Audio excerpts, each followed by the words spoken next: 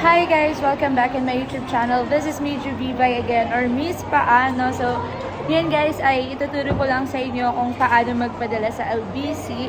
So, napakadali lang. Watch until the end and don't forget to give us a thumbs up and subscribe.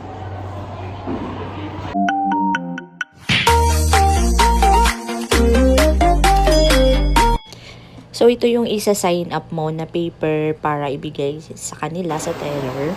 At ito yung labas ng LBC. Ganyan lang siya kaliit. Sa loob to ng mall eh. Kaya ganyan yung tsura niya. So, ayun guys, ito lang yung parcel na ipapadala ko. And, binigyan nila ako dito ng card. So, this is the receptacle sticker na ididikit nila sa parcel ko. And, tatanungin ko dito si ma'am kung magkano ang shipment ng ganitong parcel. Since na madalang lang ako magpadala ng mga parcel dito kay Pouch, LBC. ganun din eh, no? Pares din, no? Ma'am, pag ganitong parcel ba, magkano siya sa fee? Ayun. Meron pala siyang ano.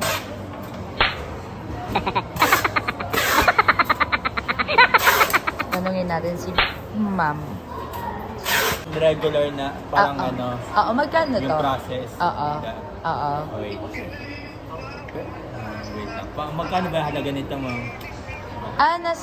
Depende pala sa halaga? Ano, yung for insurance kasi yun, ma'am eh.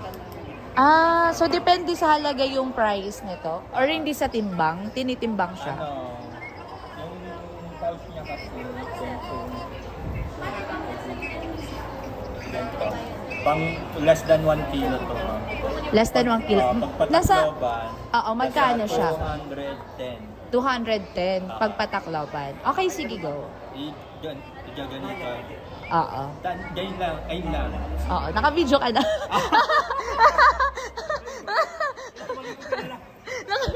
Naka-video ka na. Okay po, sige. Sige. 210 siya, ma'am. Okay, 210 siya. Okay. Sige.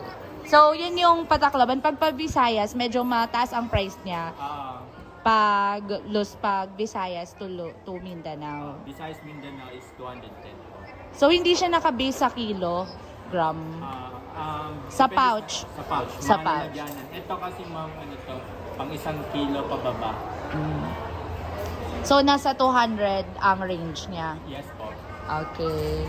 Ayan guys, so ayan, kung magpapadala kayo dito sa LBC, make sure na alam nyo kung magkano or may budget kayo dahil nga hindi nyo siya maisi-send kung kulang ang budget nyo. So this one, nag-range siya ng pababa ng 1 kilo. So nasa 210 siya pag mag-shipment kayo sa Visayas to Mindanao. Ayan guys!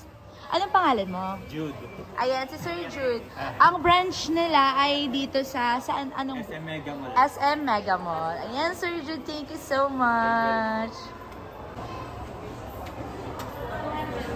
I received 210, ma'am. Yeah.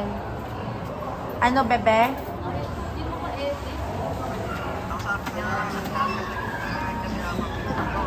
Kaya nga, sabi niya, gusto niya mamit sa personal. Sabi ko, wag mo na imit sa personal kasi mahal ang pamasahe, papunta kay Raaba. Parang tanga eh, no?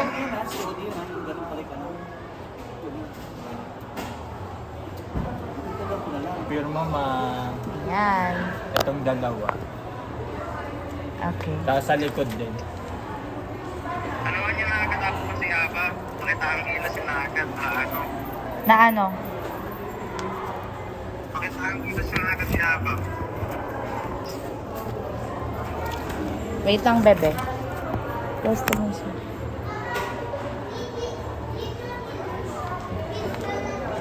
Magkabilaan, ano? Apo. Thank you. Ito, ma'am. Tracking number nyo, ma'am. Website, customer care po. Okay. Receipt. Receive. Okay na yan, ano? Apo. Ilang days po, sir, makakalating to sa Usually, pag Visayas po is 3 to 6 days po. 3 to 6 days? Apo. Yun talaga pinaka, 6 Apo. days yung pinaka Matagal. matagal. Yung pinakamabilis na po yung 3 araw. Pero sa tingin mo, mga 6 days talaga to? Next week marireceive? Binibigay kasi sa amin is 3 to 6 days. Eh. Ah. Yan yung, So, promise talaga. promise talaga. Yun. Okay. So, Estimated time est- arrival. Ayan. Ayan guys, so estimated time daw is 3 to 6 days pag magpapadala ka sa province. Ayan siya. Ganun din ba sa mga papers, like documents? Kahit ano ma'am, basta depende sa area po. Ah, Pag Visayas kasi 3 to 6 talaga. okay. So, ayan guys, sabi dito ni Sir, 3 to 6 days po talaga siya. So, i-wait po natin siya na ma-receive ng brother ko. Ayan. Ayan sir, thank you so much for your time po.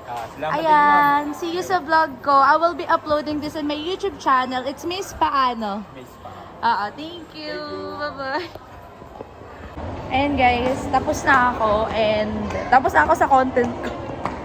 Nag-content ako ngayon paano magpadala ng parcel sa LBC. Gagi, wala pa akong upload. Kailangan ko mag-upload sa channel ko.